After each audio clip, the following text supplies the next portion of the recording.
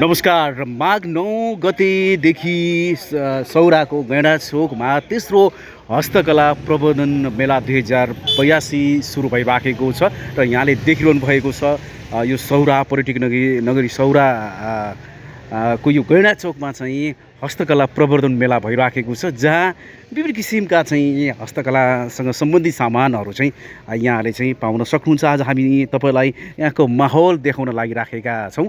विशेष त बागमती प्रदेश सरकार उद्योग वाणिज्य भूमि तथा प्रशासन मन्त्रालय, उद्योग वाणिज्य तथा उपभोक्ता हित संरक्षण निर्देशनालय र बागमती प्रदेश हस्तकला सङ्घको संयुक्त आयोजनामा यो महोत्सव भइराखेको छ।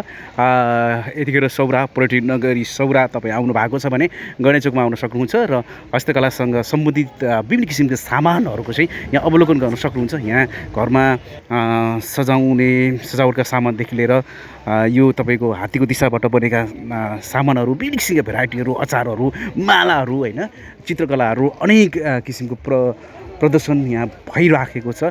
यो मैले तपाईँलाई देखाउन लागिराखेको छु र यतिखेर भने यहाँको माहौल म तपाईँलाई देखाउँछु र विशेष कुराकानी पनि म गर्नेछु।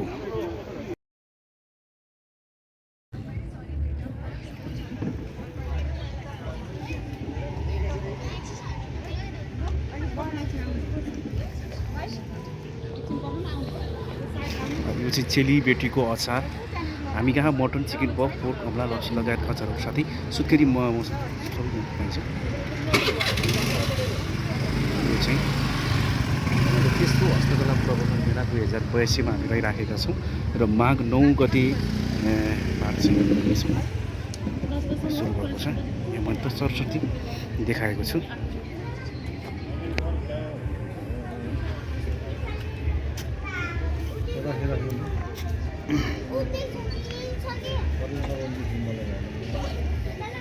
टिमुरको छपी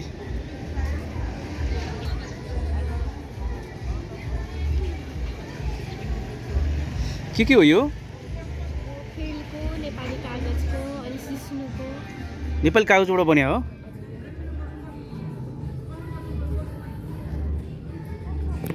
यतिखेर चाहिँ हामी सौरामा छौँ र यहाँ चाहिँ हस्तकला महोत्सव भइराखेको छ। यो चाहिँ विभिन्न परिकारहरू यहाँ म तपाईँलाई देखाउन चाहन्छु। यो केबाट बन्छ? यो के हो यो? थोरै जानकारी गराइदिनु त। कता हो? हनुमान ढोका क्षेत्र नेपाल सांस्कृतिक विषय फोटो प्रदर्शनी यहाँ चाहिँ देखिरहनु भएको छ। हेर्नुहोस् विभिन्न किसिमको हस्तकला। म यतापट्टि जान्छु। यहाँ यस्तो छ।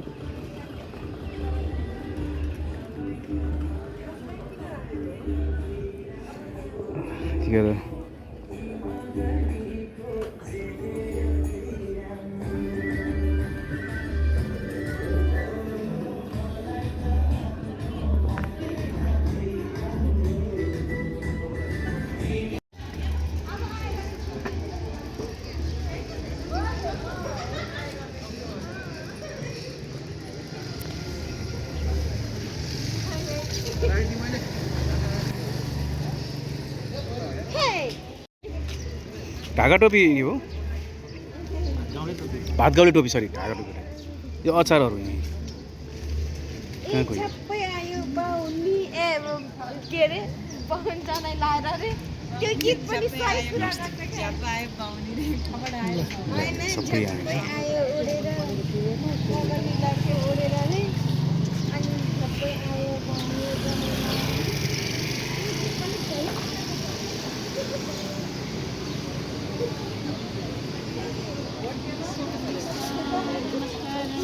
नमस्ते नमस्ते। सन्चै हुनुहुन्छ? एकदमै ठिक छ।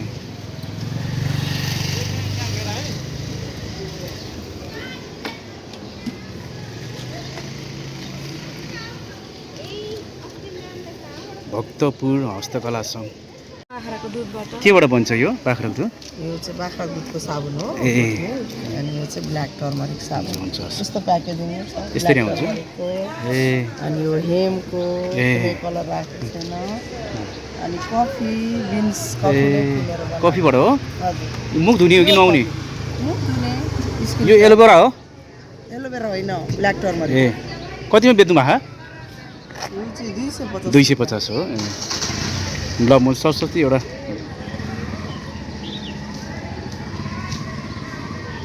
यस्तो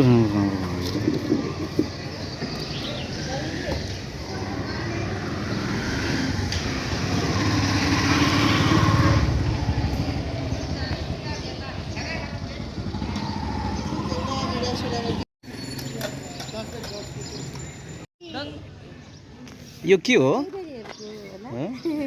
तपाईँ चाहिँ यहाँ घुम्न आउनुभयो कि घरै तपाईँको यहीँ हो घुम्नु कहाँबाट आउनुभएको नि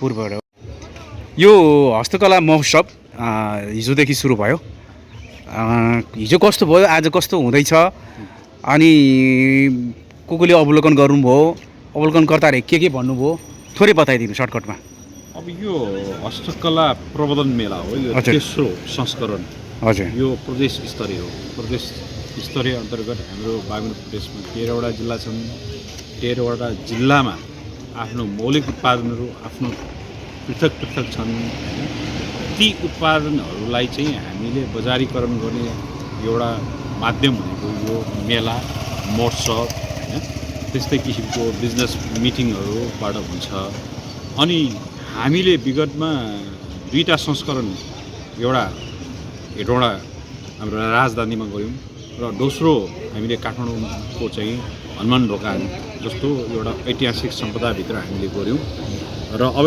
अहिले आएर तेस्रो हामीले यो जुन सौरा क्षेत्रमा जुन पर्यटकीय क्षेत्रमा चाहिँ हामीले गर्नुको कारण के भने यो पर्यटन उद्योगसँग पनि सम्बन्धित भएको र हाम्रो हस्तकलाहरू निर्यात योग्य वस्तु भएको हुनाले कमसेकम यहाँ भएका जुन चाहिँ व्यवसायीहरूले पनि र अरू यहाँ आगन्तुक यो हाम्रो चाहिँ डोमेस्टिक इन्टरनेसनल यो हाम्रो पर्यटकहरूले चाहिँ यसलाई सहज रूपमा चाहिँ हस्तकला मेला अवलोकन गर्न सकोस् र बिजनेस मिटहरू होस् होइन प्रत्यक्ष रूपमा चाहिँ नि होस् भनेर हामीले यसलाई चाहिँ 2 दिने मेला आयोजना गरेका हौँ र यसमा चाहिँ हिजो उद्घाटन सत्रमा हामीले मञ्चबाटै उद्घाटन स्टलमै हामीले चाहिँ लाइभ दियौँ भनेर यो प्रत्यक्ष यो कसरी हस्तकला बनाउँछ भन्ने कुरा चाहिँ विभिन्न 4-5 जना कलाकारहरूबाट गर्यो जसमा चाहिँ हामीले जराको कला गर्ने कलाकार सुजन खड्गाले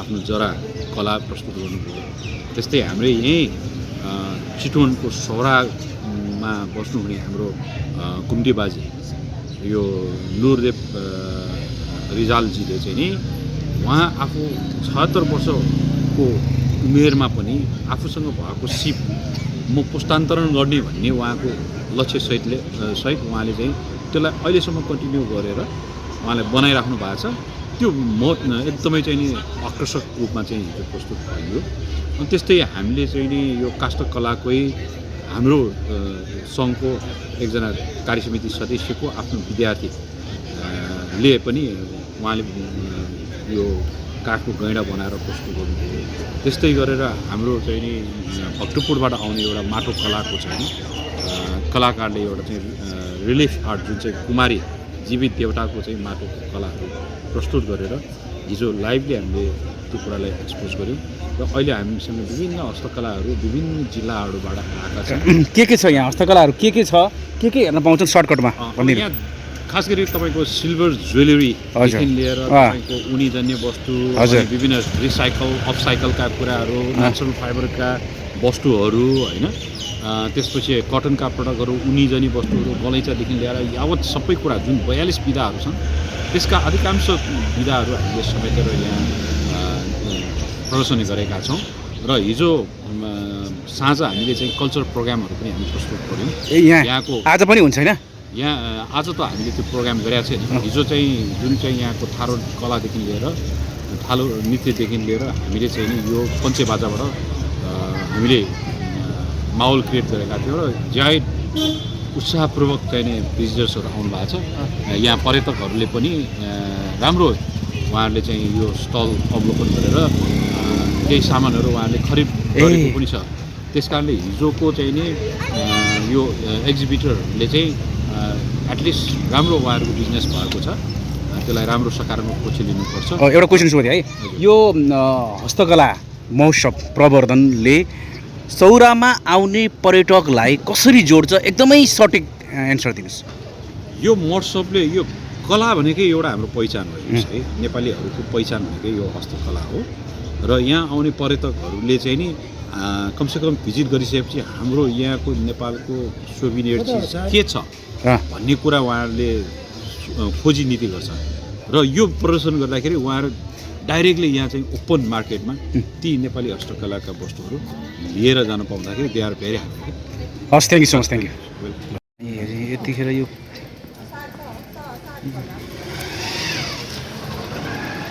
कुमारी होइन दाइ यो तपाईँले यो हेरी हेरी बनाउनु भयो यो कुन हाम्रो हस्तकला हो हजुरहरूको? हाम्रो भक्तपुर है। यो बनाउन कति दिन लाग्यो कि कति घन्टा लाग्यो के हो? अब हिजो 3 घन्टा जति काम गरेँ होइन। कति? 3 घन्टा जति। 3 घन्टा जति काम गरेँ। खासमा यो सकाउनलाई चाहिँ डिटेल्स गर्नलाई चाहिँ 3-4 दिन जति लाग्छ। ए अहिलेलाई होइन माटो नै हो त? माटो नै माटोको के प्रकारको माटो? के प्रकारको माटो भन्छ यसलाई? यसलाई यो त्यो माटोको भाँडाकुँडा बनाउने माटो छ नि त्यो सेरामिक्स क्ले पनि भन्छ। ए यो